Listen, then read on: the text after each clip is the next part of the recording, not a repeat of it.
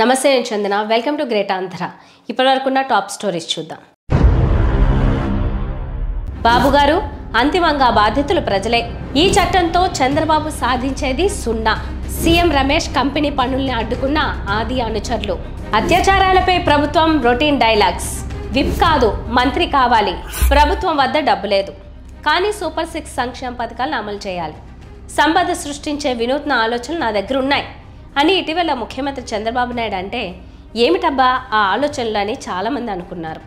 గతంలో ఏ ప్రభుత్వం చేయని వినూత్న ఆలోచనలు చంద్రబాబు సర్కార్ చేసింది. డబ్బులు ఊరికే రావు అని బంగారానికి సంబంధించి వాణిజ్య ప్రకటనలో చెప్పినట్టు రోడ్లు ఊరికే రావని చంద్రబాబు అసెంబ్లీ వేదికగా తేల్చి చెప్పారు. రోడ్లు కావాలంటే టోల్ తీస్తారని ఆయన చెప్పకనే చెప్పారు. ఒకవేళ ఆర్థిక భారం వేయొద్దంటే తనకే ఇబ్బంది లేదని ఆయన బుకాయింపు. వారివ్వా అనకుండా ఉండలేరు. ప్రైవేటీకరణ ముద్దుబిడ్డగా చంద్రబాబుకి పేరుంది. ఆ పేరును ఆయన నిలబెట్టుకోవడానికి ప్రయత్నిస్తున్నారు.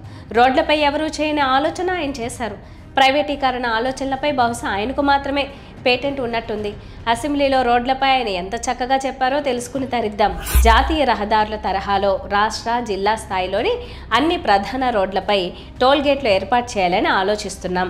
రోడ్ల నిర్వహణను అవుట్సోర్సింగ్ ఏజెన్సీకి అప్పగిస్తాం. వారు టోల్ ఫీజు వసూలు చేసుకుంటారు.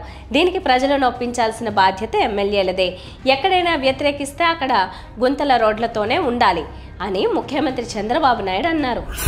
నేను అవుట్ సోర్సింగ్ ఏజెన్సీ ఎవరైతే బాగా చేయగలుగుతారో ఒక టెండర్ పిలిచి నేషనల్ హైవేస్ వారిగా మొత్తం ఇస్తాం. విలేజ్ నుంచి మండలానికి ఎక్కడ టోల్ ఇవ్వం, మిగిలిన టోల్ ఇస్తాం. అది కూడా కార్లు లారీలు బస్సులు వాళ్ళే ఇస్తారు. ట్రాక్టర్లు స్కూటర్లు ఆటోలు ఏవి ఛార్జెస్ ఉండవు. దీనివల్ల కొంత డబ్బులు పే చేయాల్సి వస్తుంది. ఆ డబ్బులు పే చేసే బాధ్యత, వైబిలిటీ గ్యాప్ ఫండింగ్ ఇచ్చే బాధ్యత ప్రభుత్వం తీసుకుంటాం. ఇది బాగుందంటే మీరు ప్రజలందరినీ కన్విన్స్ చేయగలిగితే నేను ఇమ్మీడియట్గా పని ప్రారంభిస్తా. బాగలేదు అనుకుంటే మన గుంతల రోడ్లనే తిరుగుదామంటే నాకేం అబ్జెక్షన్ లేదు. ముఖ్యమంత్రి నోట ఈ మాటలు వచ్చిన తర్వాత ఎవరైనా జుట్టు పీక్కోవడం తప్ప చేయగలిగేది ఏముంటుంది? ఉభయ గోదావరి జిల్లాల్లో పైలట్ ప్రాజెక్టుగా టోల్ గేట్లు ఏర్పాటు చేయాలని ఆయన నిర్ణయించారు. ఆటోలు ద్విచక్ర వాహనాలకు మినహాయింపిస్తూ మిగతా 4 చక్రాల వాహనాలు భారీ వాహనదారుల వద్ద టోల్ ఫీజు వసూలు చేయాలని ఆలోచిస్తున్నట్టు ముఖ్యమంత్రి వెల్లడించారు. మొదట్లో ఇట్లా చెబుతారు, ఆ తర్వాత నెమ్మదిగా ఆటోలు ద్విచక్ర వాహనాలకు కూడా వసూలు చేయకుండా ఉండరనే భయం వ్యక్తమవుతోంది. ప్రైవేటీకరణ ఎలా ఉంటుందో తెలియంది కాదు. రిలయన్స్ సంస్థ సెల్ ఫోన్ల మార్కెటింగ్ ఎలా మొదలుపెట్టిందో మనందరికీ తెలుసు. మొదటి ఫ్రీ కాల్స్ అంటారు. ఇక ఫోన్లు లేకుండా బతకలేని స్థితికి తీసుకొచ్చి వాత పెట్టడం మార్కెట్ స్వభావం.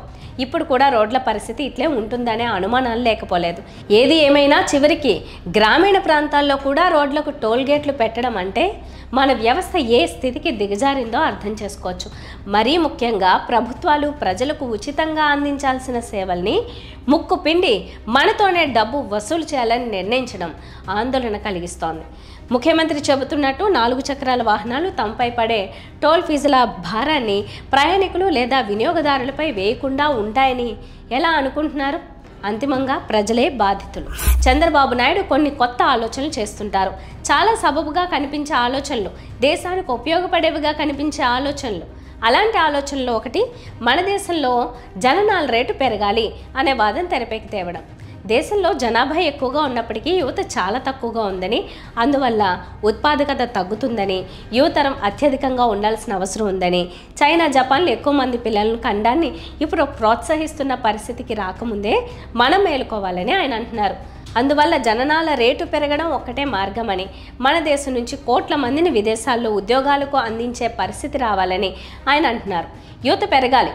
యువ మానవ వనరులు పెరిగితే అన్ని రకాలుగా అభివృద్ధికి అది కారణం అవుతుంది అనేది చంద్రబాబు మాట. ఇటీవల ఢిల్లీలో హిందుస్థాన్ టైమ్స్ వారి కార్యక్రమంలో కూడా చంద్రబాబు ఈ మాట చెప్పారు. ఈ వాదన సబబుగానే అనిపిస్తుంది. ఎవరికైనా భిన్నాభిప్రాయాలు కూడా ఉండొచ్చు. ఆ చర్చను పక్కన పెడితే తను నమ్మిన ఈ వాదన కోసం చంద్రబాబు చేస్తున్న కాంట్రిబ్యూషన్ ఏంటి? తాను ముఖ్యమంత్రిగా ఉన్న రాష్ట్రంలో ఈ జననాల రేటును పెంచడానికి ఆయన ఏం చేయబోతున్నారు? ఎలాంటి వినూత్నమైన నిర్ణయాలతో, విధానాలతో యువ దంపతుల్లో 2 లేదా అంతకంటే ఎక్కువ మంది పిల్లలను కలగాలనే కోరికను ప్రోత్సహించబోతున్నారా? ఇలాంటి ప్రశ్నలు వేసుకున్నప్పుడు మాత్రం అంత గొప్ప సమాధానాలు దొరకడం లేదు.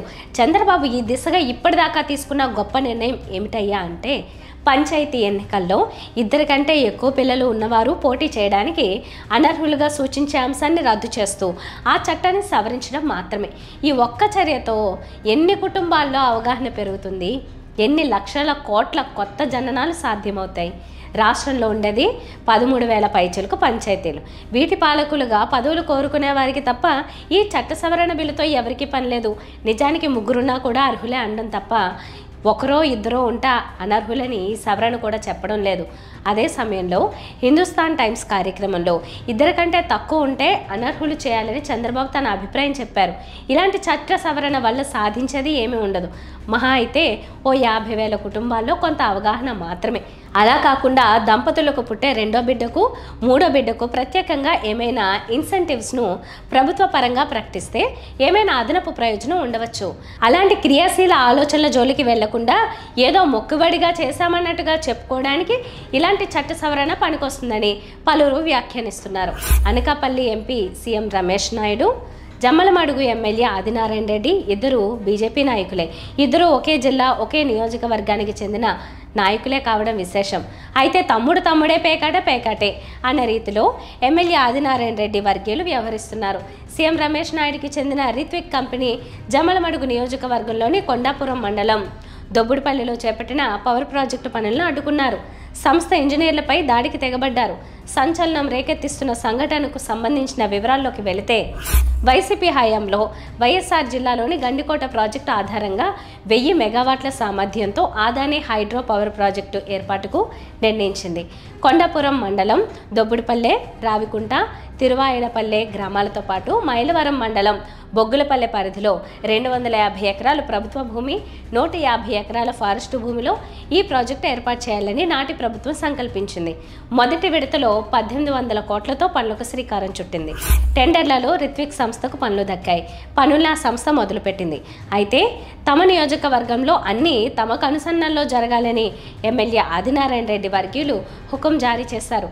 దీంతో స్థానికంగా గొడవలెందుకు అని ఎమ్మెల్యే అనుచరులకు కొన్ని నిర్మాణ పనులు అప్పగించినట్టు తెలిసింది. వాటితో సంతృప్తి చెందలేదని సమాచారం. పనులన్నీ తమ వర్గీయులకే దక్కాలని, అప్పుడే ప్రాజెక్టు పనులు ముందుకు సాగుతాయని తేల్చి చెప్పారని తెలిసింది. అయితే బెదిరింపులను లెక్క చేయకుండా పనులు చేస్తుండడాన్ని ఆదివర్గీయులు సహించలేకపోయారు. ఎమ్మెల్యే సోదరుడు దేవగుడి శివనారాయణ రెడ్డి, రాజేష్ రెడ్డి నేతృత్వంలో 100 వాహనాల్లో పనులు జరుగుతున్న దొబ్బుడిపల్లి ప్రాంతానికి వెళ్లారు. రిత్విక్ సైట్ ఇంజనీర్లపై దాడి చేశారు. అలాగే యంత్రాలను ధ్వంసం చేశారు. పనులు నిలిపివేసి వెళ్లిపోవాలని ఆదేశించారు. ఒకవేళ పనులు చేస్తామంటే ప్రాణాలు దక్కవని హెచ్చరించినట్టు సమాచారం. అయితే ఇంత జరిగినా పోలీసులకు ఫిర్యాదు చేయకపోవడం చర్చనీయాంశమైంది. ఆంధ్రప్రదేశ్ కర్మేంటో కానీ వరుస అత్యాచార ఘటనలు చోటు చేసుకుంటున్నాయి. మరీ ముఖ్యంగా కూటమి సర్కార్ పాలనలో చిన్నారులు, మహిళలపై అఘాయిత్యాలు పెరిగాయనే వాదన బలపడుతోంది. స్వయంగా డిప్యూటీ సీఎం పవన్ కళ్యాణే అఘాయిత్యాలు ఆగడం లేదని, ప్రజలు తిడుతున్నారని పిఠాపురం సభలో బహిరంగంగా ఆవేదన వ్యక్తం చేసిన సంగతి తెలిసిందే. తాజాగా విశాఖలో లా విద్యార్థినిపై సామూహిక అత్యాచారం జరగడం తీవ్ర కలకలం రేపుతోంది. మరీ ముఖ్యంగా హోంశాఖ మంత్రి వంగలపూడి అనిత సొంత జిల్లాలో ఇలాంటి ఘటనలు జరగడం విమర్శలకు దారితీస్తోంది. ఈ నేపథ్యంలో హోంశాఖ మంత్రి గ్యాంగ్ రేప్పై తన సహజ ధోరణిలో రియాక్ట్ అయ్యారు. ఇలాంటి ఘటనలు పునరావృతం కాకుండా చర్యలు తీసుకుంటామని మంత్రి తెలిపారు. అలాగే అత్యాచారానికి పాల్పడే యువకులపై కఠిన చర్యలు తీసుకుంటామని ఆమె హెచ్చరించారు. ఈ ఘటనపై విశాఖ పోలీస్ కమిషనర్తో మాట్లాడినట్లు మంత్రి తెలిపారు. వివరాలు అడిగి తెలుసుకున్నట్టు ఆమె వెల్లడించారు. బాధిత కుటుంబానికి ప్రభుత్వం అండగా ఉంటుందని అనిత తెలిపారు. విశాఖలో ఈ ఘటన జరగడం దురదృష్టకరమని మంత్రి రొటీన్ డైలాగ్ చెప్పారనే అభిప్రాయం వ్యక్తమవుతోంది. వరుస అత్యాచారాలు జరుగుతున్నప్పటికీ ప్రభుత్వం అదుపు చేయడంలో పూర్తిగా విఫలమైందనే చెడ్డ పేరు తెచ్చుకుంది. చివరికి ఉప ముఖ్యమంత్రి స్వయంగా హోంశాఖ మంత్రి పోలీస్ అధికారులపై విమర్శలు చేసే పరిస్థితి. అలాంటప్పుడు ప్రతిపక్ష పార్టీ ఊరికే ఉంటుందా? విశాఖ జిల్లాలోని సీనియర్ శాసనసభ్యుడు గణబాబు ఇప్పటికీ 4 సార్లు ఎమ్మెల్యేగా గెలిచారు. ఆయనకు మంత్రి పదవి యోగం మాత్రం ఎందుకో దక్కడం లేదు. బీసీ వర్గానికి చెందినవారు, రాజకీయ కుటుంబానికి చెందిన వ్యక్తి. ఆ కుటుంబం టీడీపీతో 4 దశాబ్దాలకు పైగా అనుబంధం పెంచుకుని ఉంది. విశాఖ జిల్లాలో గవర సామాజిక వర్గం బలంగా ఉంటుంది. 4-5 అసెంబ్లీ నియోజకవర్గాల్లో ప్రభావం చూపించే ఆ సామాజిక వర్గానికి 15 ఏళ్లుగా మంత్రి పదవి దక్కడం లేదు. టీడీపీ 2 సార్లు అధికారంలోకి వచ్చినా మినిస్టర్ యోగం లేదని అంటున్నారు. గణబాబు విశాఖ పశ్చిమ నియోజకవర్గం నియోజకవర్గం నుంచి ఎమ్మెల్యేగా హ్యాట్రిక్ విజయం సాధించారు. ఆయన 2014లో గెలిస్తే అప్పుడు విప్ పదవినే ఇచ్చారు. 2024లో టీడీపీ మరోసారి అధికారంలోకి వచ్చింది. అయినా విప్ పోస్టే దక్కింది. దీంతో విప్గా గణబాబు తన ఛాంబర్లో బాధ్యతలు స్వీకరించిన వేళ అభినందించడానికి వెళ్లిన నియోజకవర్గం నేతలు ఆయనకు కాంగ్రెస్ చెబుతూనే ఈసారి విప్ కాదు, తొందరలోనే మంత్రి కావాలని కోరుకున్నారు. గణబాబు మనసులోనూ ఇదే ఉందని అంటున్నారు. పార్టీలో విధేయతతో ఉంటున్న గణబాబుకు మంత్రి పదవి ఇవ్వడం సముచితమని అంటున్నారు. గణబాబు వివాదరహితుడిగా పేరు తెచ్చుకున్నారని గుర్తు చేస్తున్నారు. విప్ పదవి తమకు అంత సంతోషాన్ని ఇవ్వదని, మంత్రి హోదా కావాలని బలమైన సామాజిక వర్గ నేతలు అంటున్నారు. విస్తరణలో అయినా గణబాబుకు అవకాశం వస్తుందని వారంతా ఆశిస్తున్నారు. ఇవి వాళ్ళ టాప్ స్టోరీస్. మరిన్ని అప్డేట్స్తో కలుద్దాం. నమస్తే.